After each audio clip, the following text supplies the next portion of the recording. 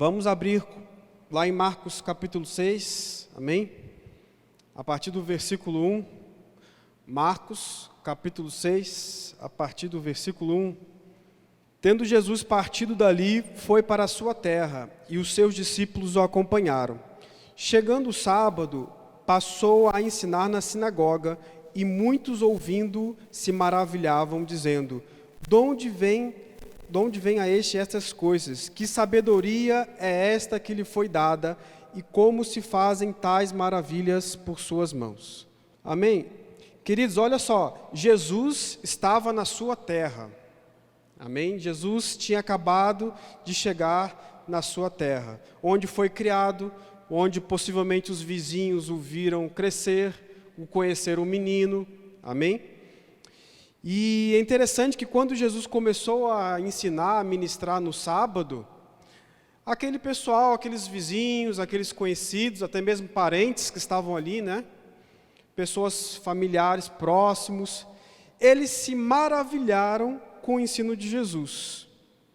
Está assim na sua Bíblia? Versículo 2: ouvindo-o, se maravilhavam, dizendo: de onde vem a este estas coisas? Que sabedoria é essa que lhe foi dada? Aí versículo 3: não é este o carpinteiro, filho de Maria, irmão de Tiago, José, Judas e Simão? Está vendo que o pessoal conhecia bem Jesus, né? Irmão de Tiago, José, Judas e Simão. Falou todo mundo. E não vivem aqui entre nós, suas irmãs? E escandalizavam nele. Jesus, porém, lhes disse: não há profeta sem honra, senão na sua terra, entre os seus parentes e na sua casa.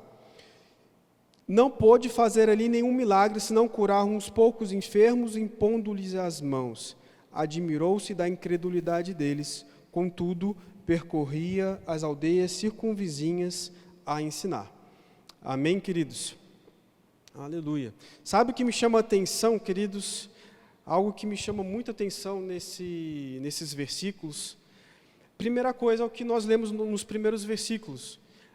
Os parentes, os vizinhos, todos eles ficaram de boca aberta, literalmente, maravilhados com o ensino de Jesus. Sim ou não? Todos eles ficaram surpresos. Olha, realmente esse Jesus ensina bem. E eles ficaram maravilhados, queridos, com a pessoa de Jesus, com o ensino de Jesus. Mas o que é surpreendente e que a Bíblia deixa registrada é que Jesus não pôde fazer muitos milagres lá. Curou apenas algumas pessoas impondo as mãos. Tá bem registrado isso aí. Então veja, queridos, apesar do ensino de Jesus ser maravilhoso e todos terem se maravilhado do ensino de Jesus, perceba que o fato das pessoas terem reconhecido a autoridade, a sabedoria e o ensino de Jesus, isso não fez com que a vida delas tivessem sido mudadas. Estão comigo? Eles reconheceram em Jesus uma boa palavra. Nos dias de hoje, eles reconheceram em Jesus um bom pastor, que ensinava bem, que pregava bem. Mas sabe que a Bíblia deixa bem claro, e o próprio Jesus deixou isso bem claro, que eles não reconheceram Jesus. Eles, em outras palavras, eles não honraram a Jesus.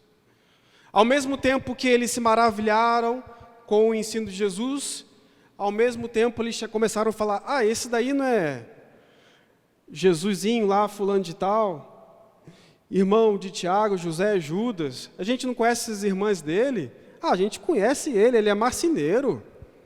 Ele é uma pessoa como a gente.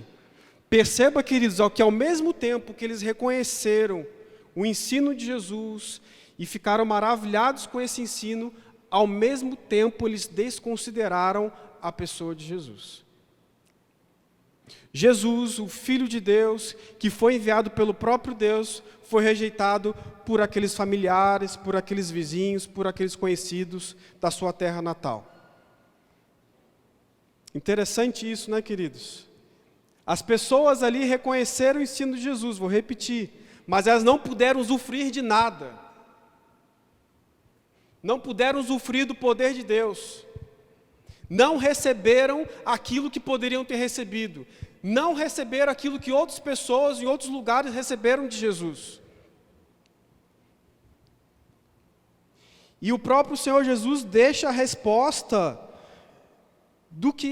qual foi a causa disso. Então no versículo 4 Jesus fala: porém lhes disse, não há profeta sem honra, senão na sua terra, entre seus parentes e na sua casa. Então o primeiro ponto que Jesus colocou: olha, isso aconteceu, não aconteceu milagres aqui como aconteceram em outros locais, porque a fama de Jesus já estava se espalhando. Não aconteceu os mesmos milagres aqui, os mesmos sinais. Por quê? Por falta de honra.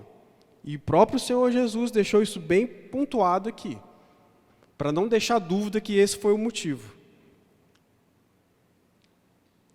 E o segundo motivo, queridos, que na verdade tem correlação com o primeiro motivo, versículo 6. Admirou-se da incredulidade deles. E aí, queridos, eu acho que esse é o grande ponto desse texto. Porque exatamente a falta de honra, queridos, está diretamente relacionada com esse segundo ponto, a falta de fé. Porque quando você não reconhece alguém vindo da parte de Deus, quando você não reconhece a unção sobre a vida, o chamado de uma pessoa, é claro que nós aqui estávamos falando sobre Jesus, mas trazendo para o nosso contexto, quando você não reconhece alguém enviado da parte de Deus para trazer uma palavra, queridos, essa desonra automaticamente vai enfraquecer sua fé. Porque se você não considera aquela pessoa da parte de Deus, que expectativa você vai ter de que algo bom possa vir daquela pessoa que possa alcançar a sua vida? Então a fé já morreu ali. Quando a desonra entra, queridos, a incredulidade entra junto. Então, perceba isso, queridos, a desonra e a incredulidade, elas andam de mãos dadas. E da mesma forma, queridos, quando há honra, a fé anda junto. Quando você considera alguém vindo da parte de Deus para te abençoar, automaticamente você já colocou fé naquilo.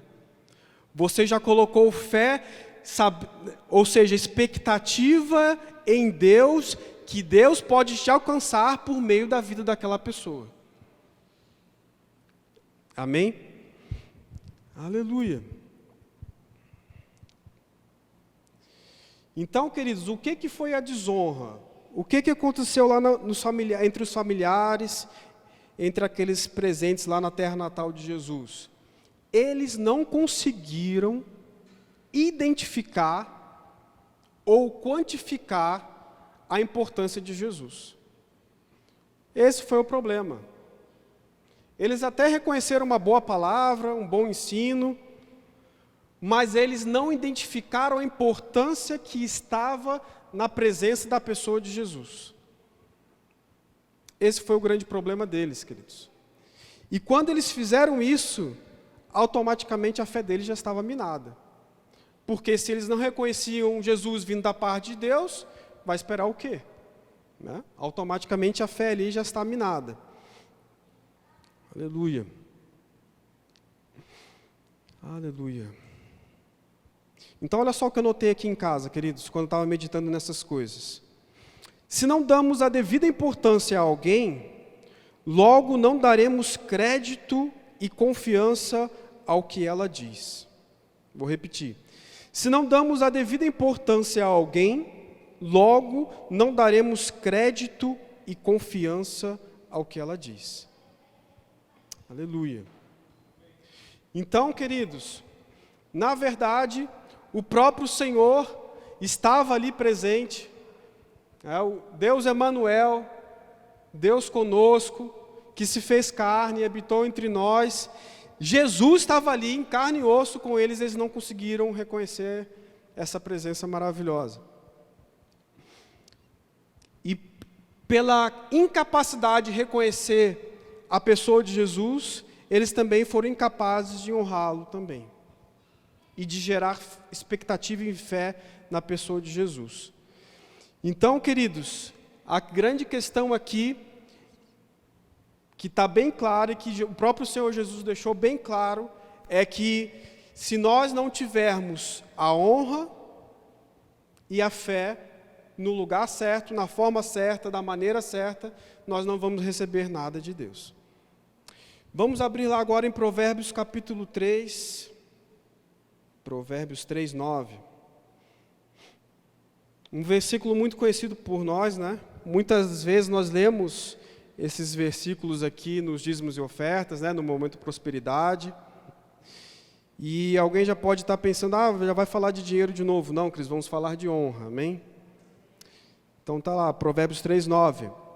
Honra ao Senhor com os teus bens e com as primícias de toda a tua renda, e se encherão fartamente os teus celeiros, e transbordarão de vinho os teus lagares.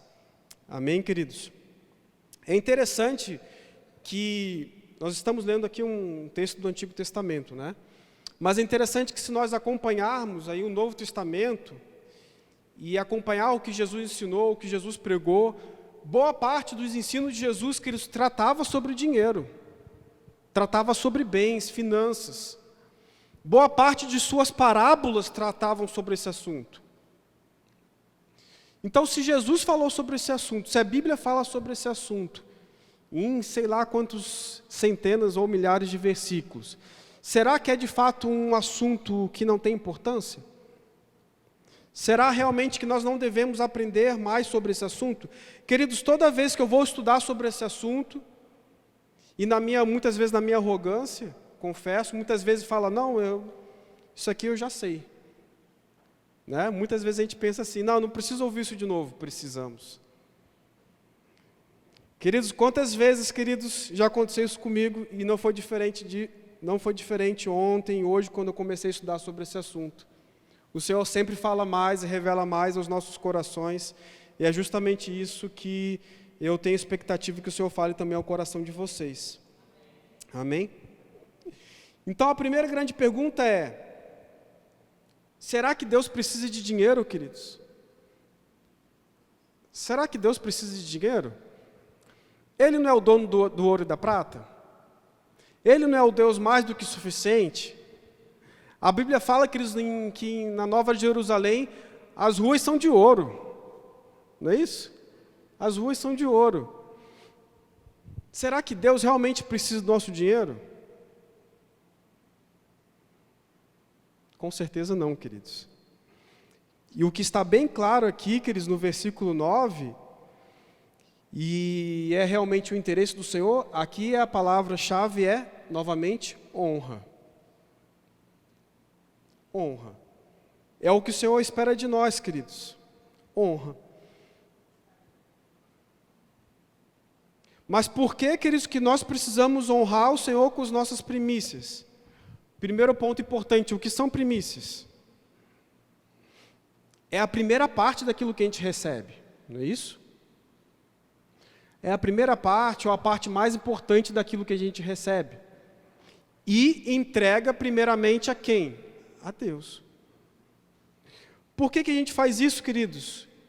Reconhecendo que se a gente conquistou alguma coisa, que se a gente ganhou algum dinheiro, algum bem, algum benefício, foi por causa do Senhor. Por isso que a primeira parte a gente separa para o Senhor primeiro.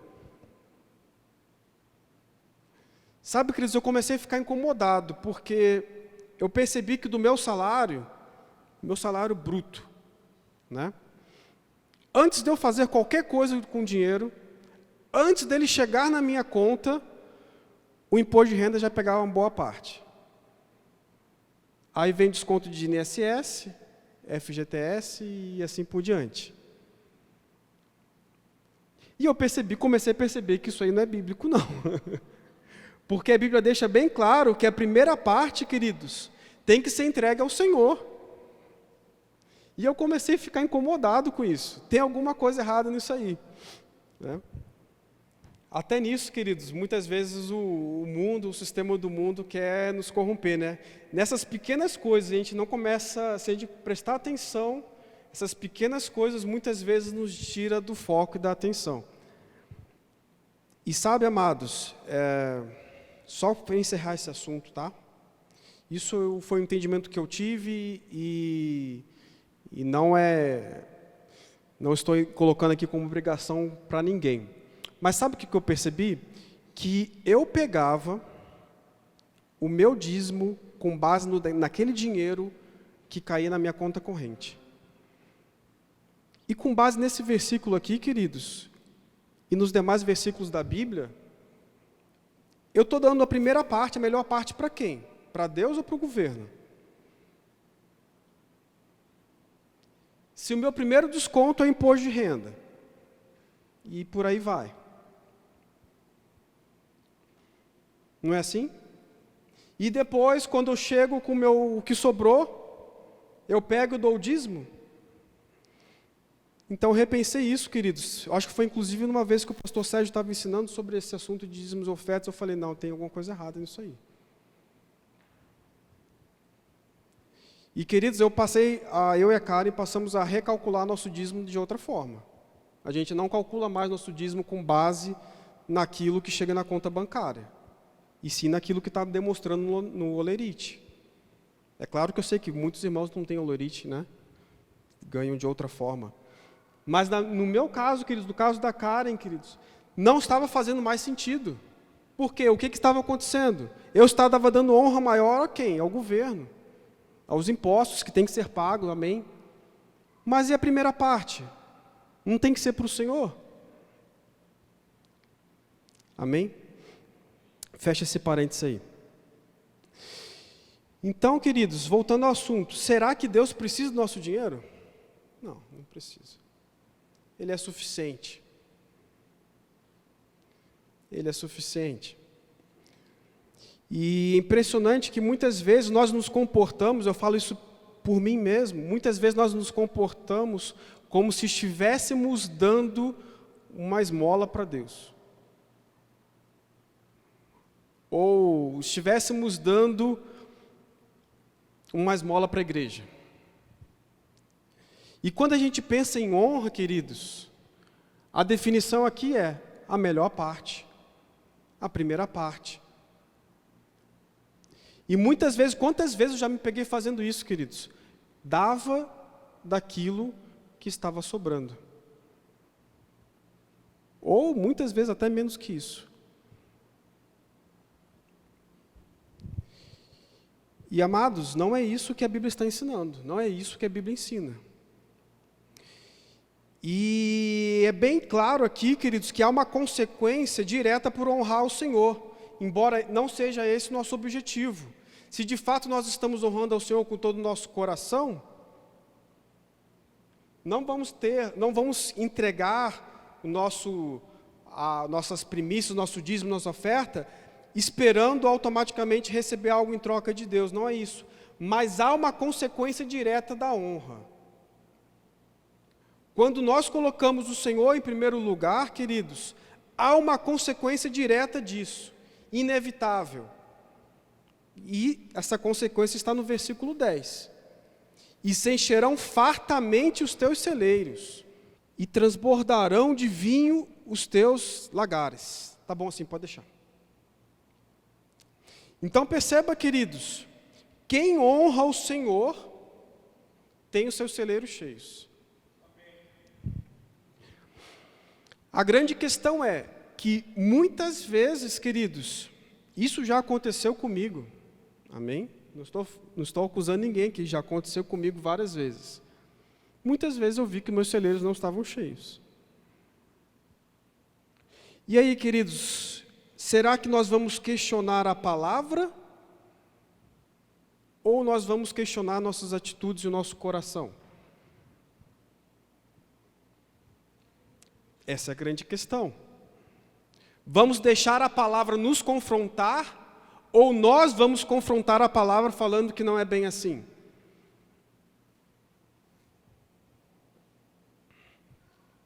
Porque a palavra é clara. Quem honra o Senhor tem os seus celeiros cheios. Fartamente se encherão. Amém? Aleluia. Então, queridos, Deus não é um pedinte na rua que está implorando pelo seu dinheiro. Deus é o nosso Pai amoroso que anseia por nosso coração. Não é o nosso dinheiro.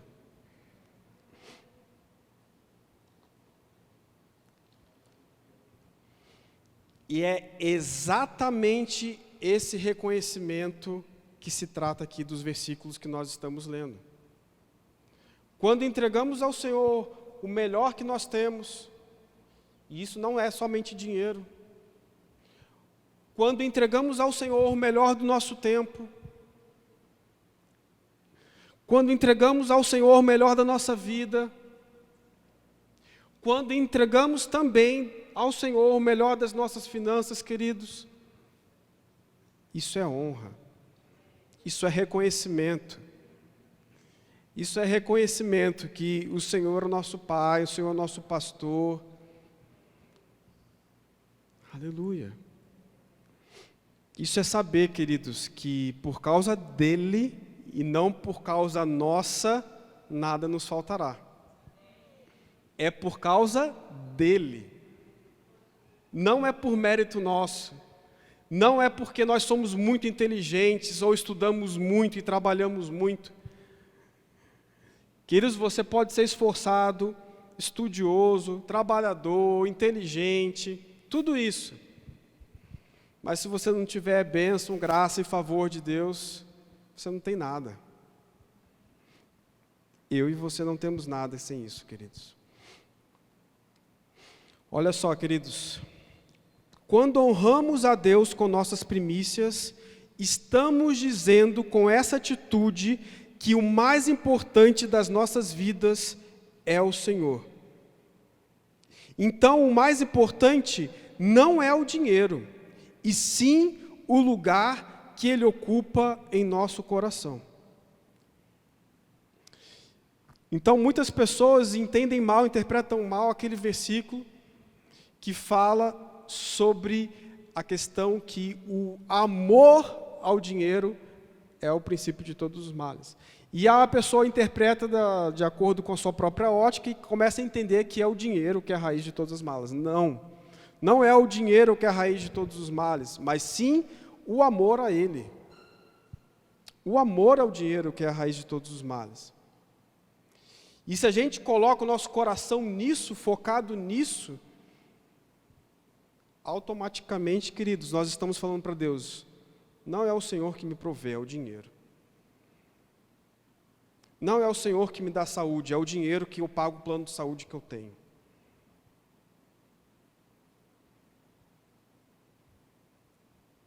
Não é o Senhor que me dá trabalho. Fui eu que fui competente, estudioso e trabalhador para conseguir esse trabalho. Perceba, queridos, que quando esse amor ao dinheiro domina seu coração, automaticamente Deus deixa de ser Deus na sua vida. E alguma outra coisa vira Deus, que nesse caso é o dinheiro.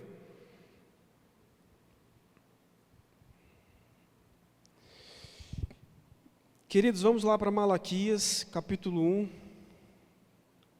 Malaquias, capítulo 1, versículo 6. Diga comigo, juntamente comigo, queridos. O Senhor não precisa do meu dinheiro. Amém. Malaquias 1:6. Malaquias capítulo 1, versículo 6. O filho honra o pai, e o servo ao seu senhor. Se eu sou o pai, onde está a minha honra? E se eu sou o Senhor, onde está o respeito para comigo? Diz o Senhor dos Exércitos a vós outros, ó sacerdotes, que desprezais o meu nome. Vós dizeis, em que desprezamos nós o teu nome? Versículo 7. Ofereceis sobre o meu altar pão imundo, e ainda perguntais, em que te havemos profanado? Nisto que pensais, a mesa do Senhor é desprezível. Quando trazeis animal cego para o sacrificardes, não é isso mal? E quando trazeis o coxo ou o enfermo, não é isso mal? Ora, apresenta-o ao teu governador, acaso terá ele agrado em ti e te será favorável, diz o Senhor dos Exércitos. 9. Agora, pois, suplicai o favor de Deus que nos conceda a sua graça, mas com tais ofertas nas vossas mãos, aceitará ele a vossa pessoa, diz o Senhor dos Exércitos. Tomara houvesse entre vós quem feche as portas para que não acendesseis debalde o fogo do meu altar. Eu não tenho prazer em vós, diz o Senhor dos Exércitos, nem aceitarei da vossa mão a oferta. Perceba aqui, queridos, que o Senhor está sendo muito duro, né, com os sacerdotes. Está sendo muito duro. Em outras palavras, resumindo o que o Senhor falou aqui, ele disse o seguinte: olha, esses sacrifícios que vocês estão fazendo, não precisa fazer mais não. Pode fechar a porta do templo aí, não precisa acender o fogo, porque eu não vou receber isso não. Porque, queridos, qual é o contexto aqui? O que o Senhor estava dizendo aqui, queridos? As pessoas davam um animal cego, né? Um animal coxo, dava daquilo que sobrava. Alguém pensava, mas vai virar tudo, vai tudo para o fogo mesmo, que diferença vai fazer se ele é cego, se ele não é cego, se ele é coxo, se ele não é coxo. Perceba, queridos, a desonra nisso aí. Perceba, queridos, que eles não estavam entregando o melhor, eles estavam entregando o que estava sobrando, eles estavam entregando muitas vezes aquilo que nem sequer valor comercial não tinha.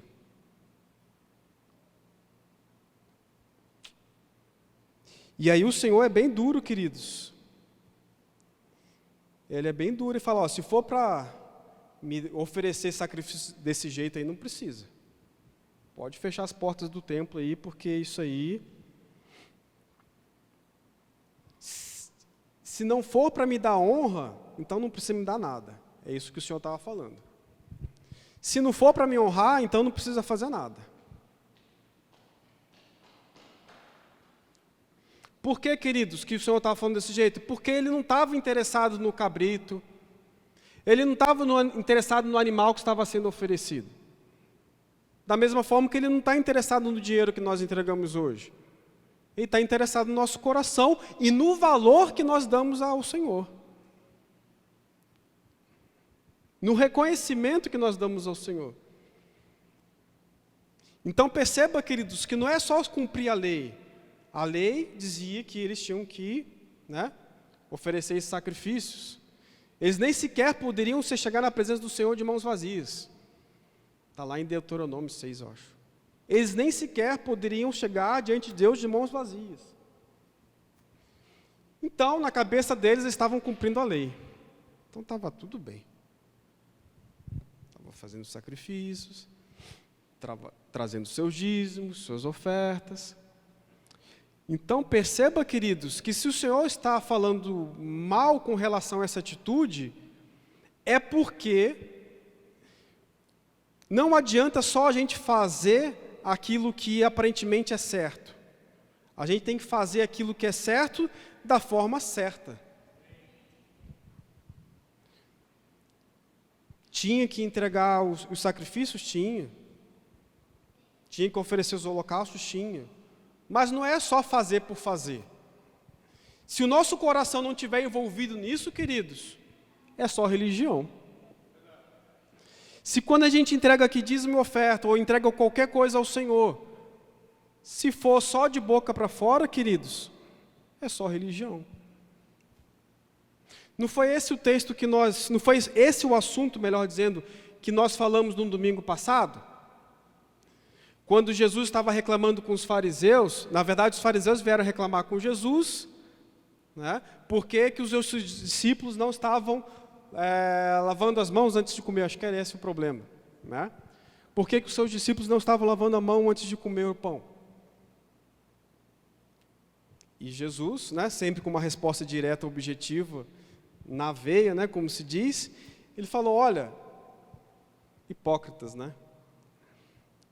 Vocês deixam de honrar seus pais, porque estão falando que essa oferta, na verdade, é para o Senhor. E aí ele cita o texto de Isaías. Bem profetizou Isaías acerca de vós, né? Esse povo me honra com os lábios, mas seu coração está distante.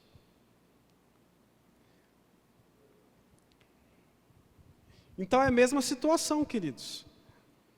A gente pode levantar as mãos, louvar o Senhor, ter aquela aparência, né, de piedade, aquela aparência de religiosidade, de santidade, né?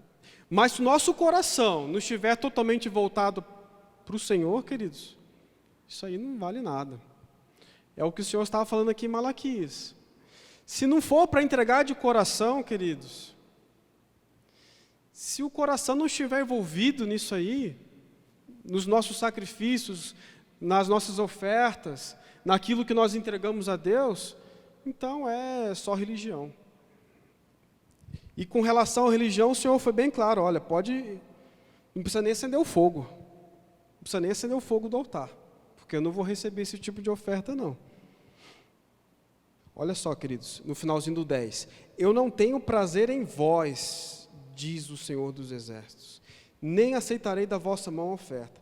Então perceba, queridos, que antes do Senhor rejeitar a oferta, ele havia já rejeitado a própria pessoa que estava ofertando. Antes do Senhor rejeitar a oferta, ele já estava rejeitando o ofertante. Porque, na verdade, o interesse do Senhor não é na oferta, e sim no ofertante. Pensando nisso, automaticamente eu me lembro também de Caim e Abel. Vamos lá rapidamente em Gênesis 4. Gênesis 4, 3. Aconteceu que no fim de uns tempos, trouxe Caim do fruto da terra uma oferta ao Senhor. Abel, por sua vez, trouxe das primícias do seu rebanho e da gordura deste. Agradou-se o Senhor de Abel e de sua oferta, ao passo que de Caim e de sua oferta não se agradou. Irou-se, pois, sobre a maneira Caim e descaiu-lhe o semblante. Versículo 6. Então lhe disse o Senhor, por que andais irado e por que descaiu o semblante? Se procederes bem, não é certo que serás aceito, se todavia procederes mal, eis que o pecado jaz à porta e o seu desejo será contra ti, mas a ti cumpre dominá-lo. Queridos, voltando aqui ao versículo 4 e 5, perceba que o Senhor, está registrado aqui nesses versículos, que o Senhor se agradou de Abel, primeiramente. E na sequência fala de Abel e de sua oferta. E ao mesmo tempo, com relação ao Caim, fala que da oferta ao passo que de Caim e de sua oferta não se agradou. Então perceba, queridos, mais uma vez a mesma coisa. Antes do Senhor aceitar ou rejeitar a oferta, ele já está aceitando ou rejeitando o ofertante. Não está claro aqui isso, queridos? Mas a questão que muitas vezes a gente fica pensando, mas os dois não ofertaram? Os dois não entregaram para o Senhor? Um cultivava a terra, né, plantava, a gente não sabe ao certo o que ele plantava, né? Vegetais, né? Frutas, alguma coisa assim, verduras. E o outro criava animais, né? Abel criava animais. E os dois pegaram daquilo que produziram e entregaram ao Senhor. Não é isso? Que a Bíblia deixa claro. Então, mais uma vez, queridos, deixa claro também a Bíblia que não é só fazer por fazer. Não é só cumprir uma religião. Não é só cumprir uma obrigação. Na verdade, não tem nada a ver com isso. A grande questão aqui, queridos, é como que cada um fez isso. como que Abel entregou a sua oferta e como Caim entregou a sua oferta. Há muita discussão sobre esse assunto, queridos, eu não vou entrar nessas questões, mas o que deixa bem claro aqui a Bíblia, queridos, é que Abel entregou das primícias. Isso está bem claro na Bíblia. Ou seja, o que Abel fez? Ele criava animais. Antes dele mesmo usufruir dos benefícios daquele trabalho, daquela criação de animais, antes mesmo dele comer daquilo, a Bíblia deixa claro que ele entregou ao Senhor. Ou seja, isso é honra ou não é? Antes de você ter um direito, naturalmente falando, de usufruir dos benefícios do seu trabalho, não é verdade? Faz sentido? Faz sentido. Mas Abel preferiu abrir mão de seu direito por reconhecer ao Senhor em primeiro lugar. Perceba a diferença, queridos? E com relação à oferta de Caim, está escrito no versículo 3 que aconteceu que no fim de uns tempos, trouxe Caim do fruto da terra, uma oferta ao Senhor. Ou seja, não está claro que Caim valorizou em primeiro lugar o Senhor. Depois de alguns tempos. E o texto deixa claro que com relação à oferta de Abel, foi as primícias. Abel decidiu entregar a melhor parte do seu rebanho, a primeira parte do seu rebanho ao Senhor, antes dele mesmo usufruir disso. Então, queridos, se isso não for honra, não sei mais o que é. Não é verdade?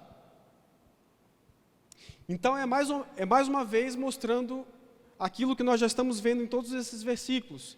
Não é simplesmente fazer o certo. Tem que fazer o certo da forma certa. Com o coração certo. Não é simplesmente cumprir um ritual e entregar a dízimo e oferta porque tem que entregar a dízimo e oferta. Não.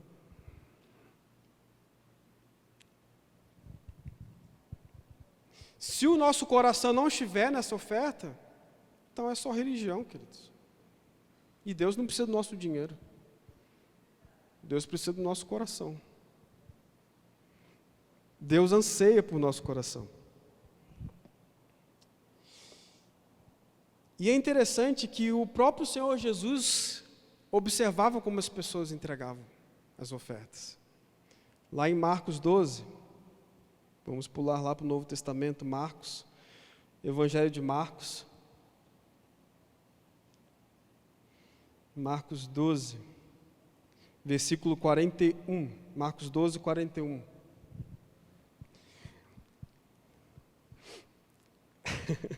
É engraçado, não? Imagina aí, queridos, Jesus sentado, ele não estava nem em pé para observar como que as pessoas entregavam, ele decidiu ficar sentado. Eu vou ficar sentado vendo como que o pessoal está entregando isso aqui.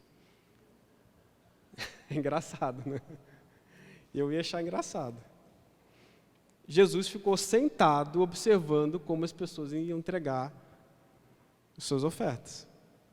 Não é isso que está aí? Assentado diante do gasofilácio, observava Jesus como o povo lançava ali o dinheiro. Ora, muitos ricos depositavam grandes quantias.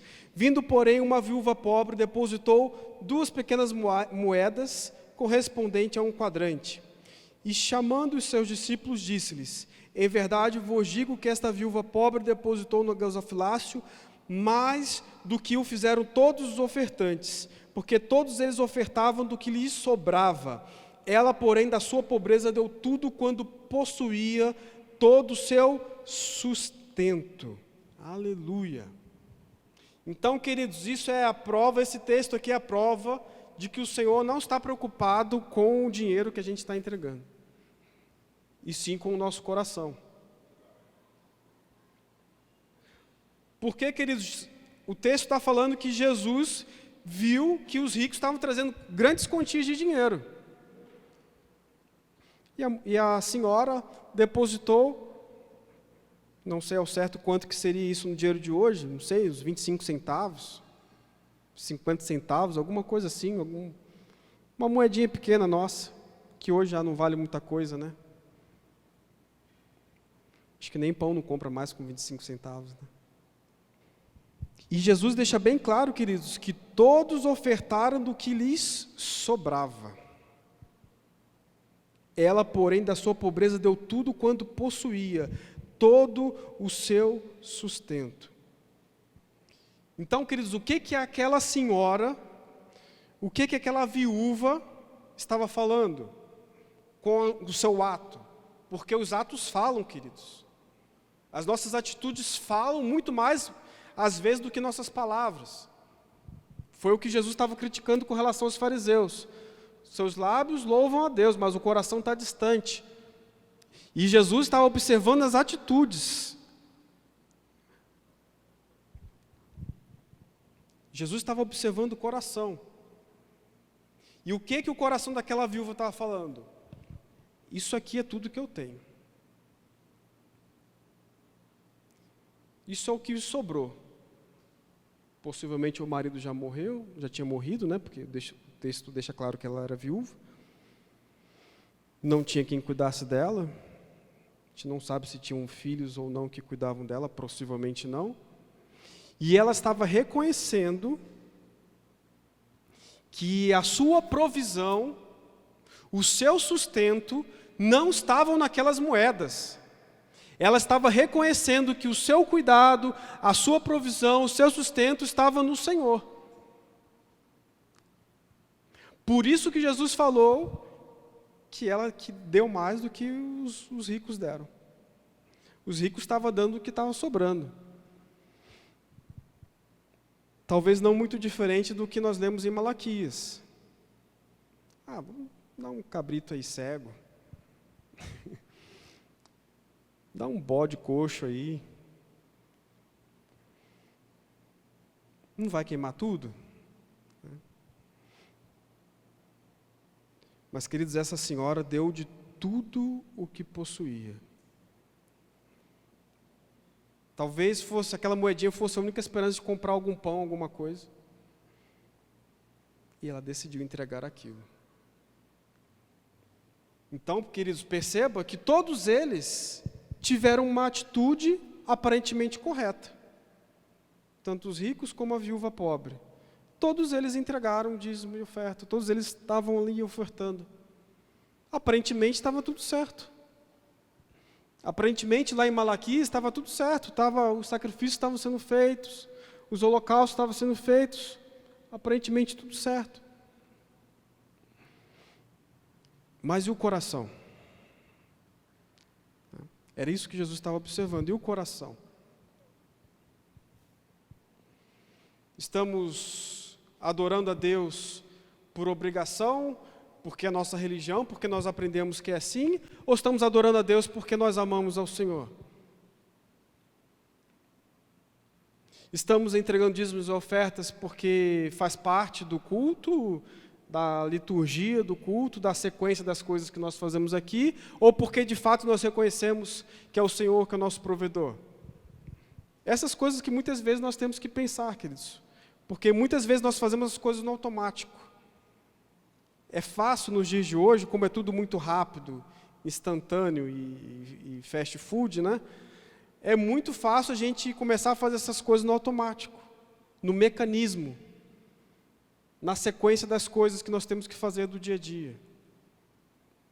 É bom a gente refletir nessas coisas de vez em quando.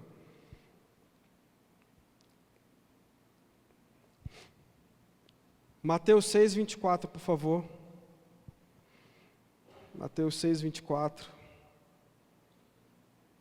Aleluia. Ninguém pode servir a dois senhores, porque ou há de aborrecer-se de um e amar o outro, ou se devotará a um e desprezará ao outro. Não podeis servir a Deus e às riquezas. Aleluia. Sabe, queridos, pensando na Nova Jerusalém, que as ruas são de ouro, Você pode pensar nisso de duas formas. Você pode pensar na forma de que lá você vai ser rico, milionário, ou você pode pensar de uma outra forma,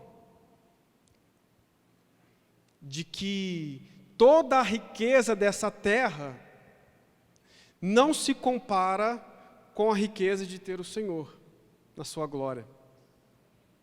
Até o ouro dessa terra, até todo o ouro dessa terra, comparado com o Senhor, só serve para a gente pisar.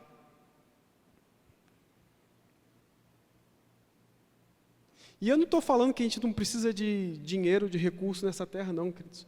Nós estamos falando de quem nós servimos. Essa é a questão. Essa é a questão. E aí, o ouro dessa terra, o dinheiro dessa terra, está no seu coração ou está debaixo do seu pé servindo? E servindo a sua família? Essa é a questão que muitas vezes nós invertemos no mundo de hoje. Colocamos o dinheiro e as riquezas dessa terra como o nosso Senhor. E viramos escravos dele. E, na verdade, o dinheiro que tem que ser nosso servo. Ele que tem que nos servir.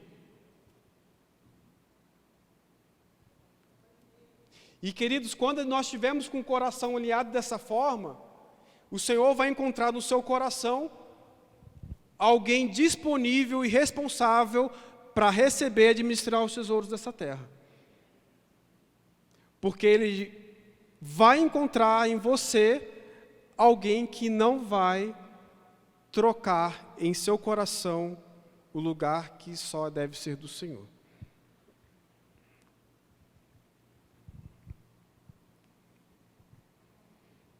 Porque as duas coisas juntas a gente não vai conseguir servir. A gente não consegue servir o Senhor e o dinheiro ao mesmo tempo.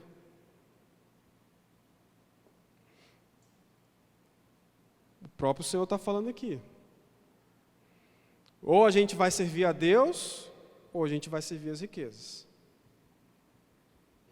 Ou nós vamos dominar as riquezas, ou elas vão nos dominar. Perceba que não há outro caminho aqui possível. O Senhor não nos deixa outra escolha. Ou nós vamos dominar as riquezas, ou elas vão nos dominar. É simples assim. E aí, o que a gente vai decidir? Vamos dominar as riquezas? Aleluia! Aleluia! É melhor dominar as riquezas, queridos. Deixá-las nos servirem. Não é a gente que tem que ficar correndo atrás delas. Esse é o erro, queridos, que muitos acabam caindo. E é sutil, queridos. E sem querer, a gente, de repente, quando cai em si, a gente percebe, opa, quem que eu estou servindo mesmo? Eu sirvo ao Senhor ou sirvo ao dinheiro? É sutil, queridos. Porque o mundo funciona desse jeito. No mundo é exatamente o contrário. As pessoas são escravas do dinheiro.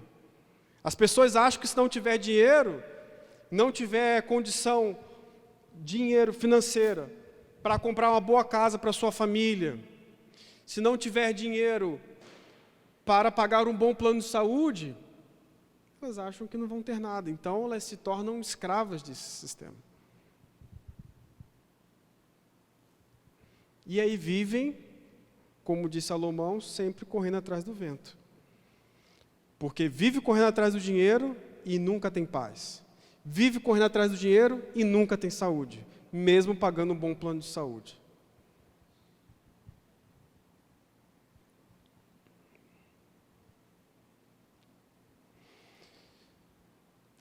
Sabe, queridos, voltando aqui ao assunto de dízimos e ofertas. Sabe, queridos, que isso é parte da nossa adoração. Quando nós entregamos dízimos e ofertas, nós estamos adorando ao Senhor. Como aquela lei que eu comentei de Deuteronômio, que ninguém podia se chegar na presença do Senhor de mãos vazias. Por quê, queridos? Porque isso é adoração, é reconhecimento, que é o Senhor que cuida da gente, que é o Senhor que nos traz paz, que é o Senhor que nos deu saúde, é o Senhor que nos deu vitória sobre todo o inimigo. É esse reconhecimento, queridos, essa adoração que nós, como atitude, não somente uma atitude religiosa de entregar, mas com o coração correto e reconhecendo que é exatamente o Senhor que tem cuidado da gente. Por isso que dízimos e ofertas, queridos, faz parte da adoração, sim. E é por isso que a gente faz entre os louvores. Já percebeu?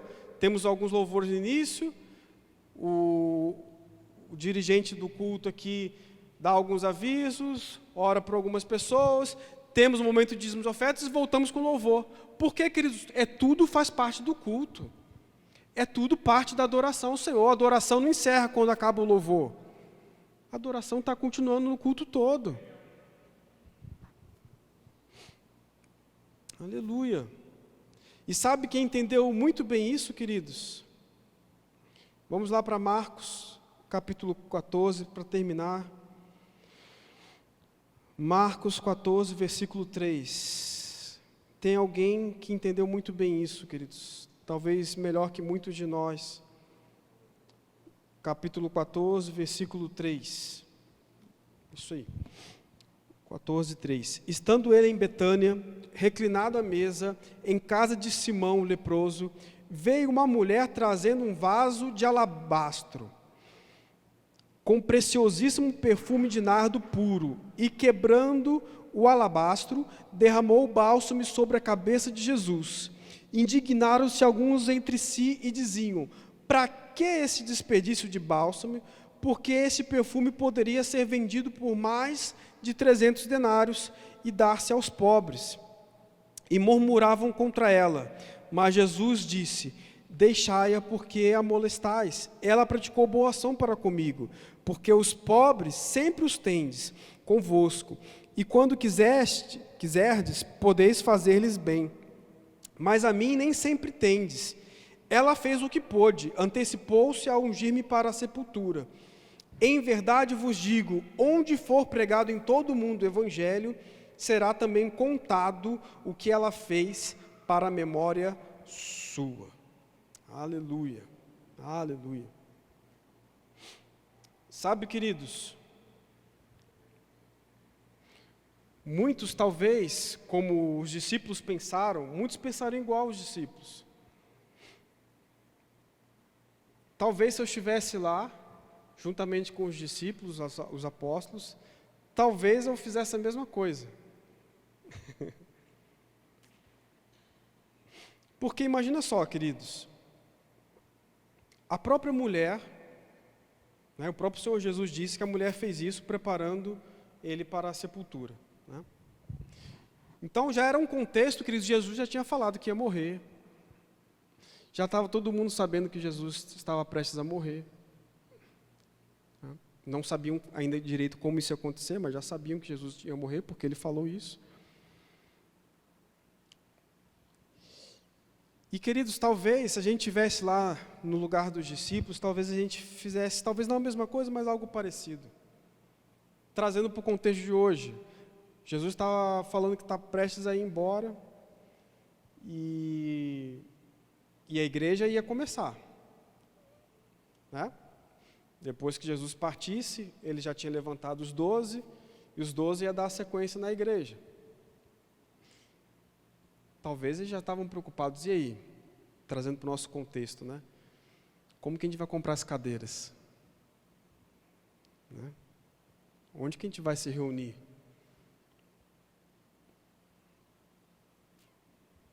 Agora tem uma multidão que segue Jesus, e depois que Jesus foi embora?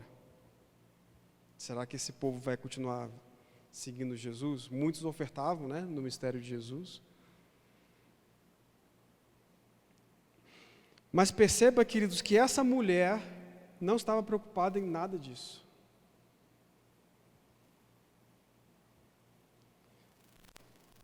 Alguns lá falaram, esse dinheiro aí poderia ter sido vendido e dado aos pobres. Mas perceba, queridos, que alguns estavam preocupados, poderiam estar preocupados com a obra, em como ficaria a igreja depois da morte de Jesus. Alguns poderiam estar preocupados em fazer assistência social, não, vamos dar esse dinheiro para os pobres. Mas sabe, queridos, ali havia alguém que estava preocupado com nada disso. Estavam preocupados com quem? Ela, a mulher, estava preocupada com quem? Com Jesus. O foco da mulher não era o dinheiro, não era o que a igreja ia precisar depois que Jesus partisse, não era o que os pobres precisavam, o foco da mulher era simplesmente Jesus. E aí, essa é a diferença de uma honra verdadeira de apenas religiosidade. Nós não entregamos, queridos, dízimo e oferta numa coleta santa porque a igreja precisa. Nós não entregamos dízimos e ofertas porque o Senhor precisa desse dinheiro. Não.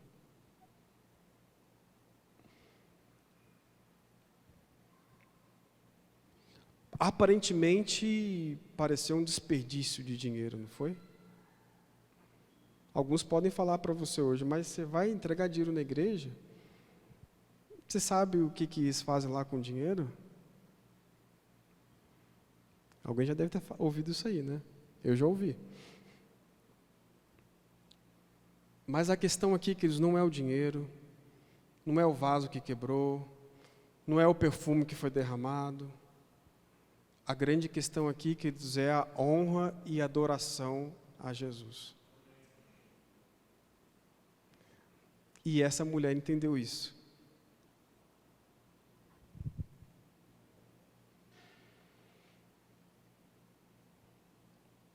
Perceba, queridos. Vamos ler de novo aqui. No versículo 3, veio uma mulher trazendo um vaso de alabastro com preciosíssimo perfume de nardo puro e quebrando o vaso, o alabastro, derramou o bálsamo sobre a cabeça de Jesus. Alguns outros evangelhos trazem alguns outros detalhes, mas em nenhum momento é que você vê ela falando alguma coisa para Jesus. Ela não estava preocupada em apenas palavras ao vento. Ela, de fato, teve uma atitude de amor e de adoração. E aí, queridos, no início nós falamos que honra e fé fazem parte de uma mesma coisa e devem andar juntas, né? Da mesma forma que a desonra e a incredulidade andam juntos, honra e fé andam juntos. Mas tem um terceiro ponto aí que anda junto com honra e fé, que é o amor. Queridos, se não há amor, não vai haver honra e também não vai haver fé. Então perceba, queridos, que honra, amor e fé são inseparáveis, indivisíveis. Você não pode separar uma coisa da outra. Foi como o Senhor Jesus disse, citando o profeta Isaías. A gente pode até, muitas vezes, honrar o Senhor com os lábios, mas o que vai mostrar de fato uma honra verdadeira é aquilo que vem do coração. É o amor que vem do coração. Porque quando você ama de verdade, a honra vai ser uma consequência. Quando você ama de verdade, a honra vai ser uma consequência e não uma obrigação. E essa é exatamente a questão, queridos. A honra, se é verdadeira, nunca vai ser obrigada.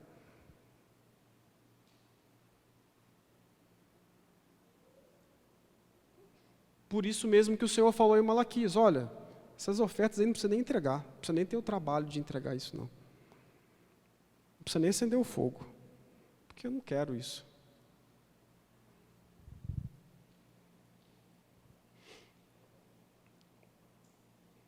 Então perceba, queridos, que a honra, o amor e a fé fazem parte da essência do adorador.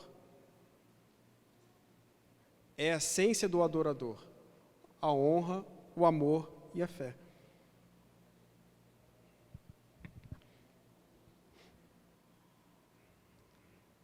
Da mesma forma que a gente não consegue separar a honra da fé, né? Foi por isso que Jesus não conseguiu fazer milagres entre a sua parentela, a gente também não consegue dissociar a honra do amor. E para terminar de verdade agora, para terminar mesmo, 1 João 4:20. 1 João 4:20. Todos abriram? Primeira carta, tá? 4:20. Se alguém disser, amo a Deus, e odiar seu irmão, é mentiroso. Pois aquele que não ama seu irmão, a quem vê, não pode amar a Deus, a quem não vê. Ora, temos da parte dele este mandamento, que aquele que ama a Deus, ame também a seu irmão. Tá. Eu gostaria de focar no versículo 20. Se alguém disser, amo a Deus, e odiar seu irmão, é mentiroso, pois aquele que não ama seu irmão, a quem vê, não pode amar a Deus, a quem não vê. E aí, queridos, eu gostaria de entrar no último ponto. Perceba, queridos, que a parentela, a vizinhança de Jesus, não pôde receber de Deus milagres, não pôde receber de Deus poder, não tiveram a vida transformada, não é verdade? Apenas acharam uma boa palavra de Jesus e ficou nisso. Não foi assim? E a grande questão é, queridos, da mesma forma que o versículo aqui está falando, que se a gente não ama, não consegue amar o irmão que a gente está vendo, como que a gente vai amar a Deus? Da mesma forma, queridos, se a gente não honra as pessoas que a gente está vendo, se a gente não honra o marido, não honra a esposa, se não honra as lideranças, se não honra os pastores, se não honra os dons ministeriais, como que a gente vai falar que honra a Deus? É a mesma coisa. Honra e amor não tem como separar uma coisa da outra. Aí volta naquele versículo de Isaías. É apenas honra de boca. Então, Cristo, por isso que eu falei, muitas vezes eu, quando vou ver esse assunto, às vezes a alma cai e fala, não precisa estudar isso de novo, não. Mas é muito sério, queridos. Se nós não honramos as pessoas que nós estamos vendo, como que a gente vai falar que está honrando a Deus? Da mesma forma que aconteceu com Jesus. Jesus era enviado de Deus. Eles não honraram a pessoa de Jesus, logo, Deus não pôde honrá-los. Perceba que nessa história da mulher que quebrou o vaso de perfume, ela honrou Jesus, não foi? Qual que foi a consequência direta disso? Ela também foi honrada. O próprio Senhor Jesus disse que aonde que aquele evangelho fosse pregado, essa história seria contada, ou seja, ela estava sendo honrada ali. Então, queridos, se nós não honramos, é claro que não deve ser esse o nosso objetivo, mas fique bem tranquilo que se a gente não honra, nós também não seremos honrados. E aqui também já entra uma questão de semeadura. Se nós não semeamos honra, como vamos querer exigir honra?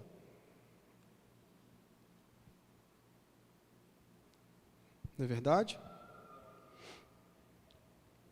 E aí, queridos, assim como aconteceu com Jesus, que as pessoas não honraram o enviado de Deus, que era Jesus, e as pessoas não receberam de Deus poder, não receberam milagres, não receberam curas. É a mesma coisa, queridos, com os dons ministeriais. Se nós não honramos os enviados de Deus para essa dispensação, para a dispensação da igreja, A Bíblia fala que o Senhor levantou os 5 dons ministeriais para edificar a igreja. São os enviados de Deus para a igreja. Se nós não honrarmos, queridos, e é por isso que tem isso aqui, né? Gálatas 6,6. Se nós não honramos, queridos, os nossos ministros, os nossos pastores, queridos, que honra é essa? Né? Que honra é essa que a gente diz ter a Deus? Se não honramos as pessoas que estão entre nós, os nossos líderes, como que a gente fala que honra a Deus? Né? Porque da mesma forma, queridos, que quando aqueles familiares, aqueles vizinhos desonraram Jesus, na verdade eles não estavam desonrando Jesus, estavam desonrando a Deus.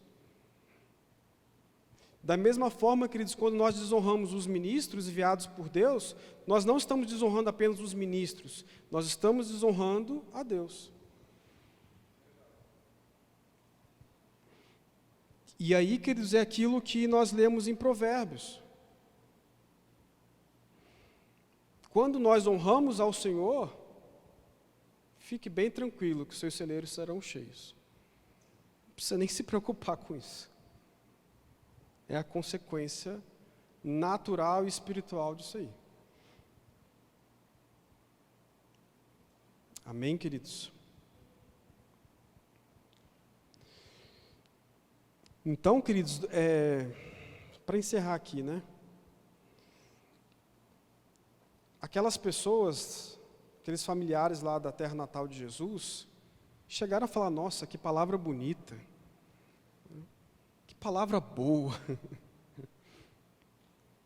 mas não honraram. No fim das contas, não honraram.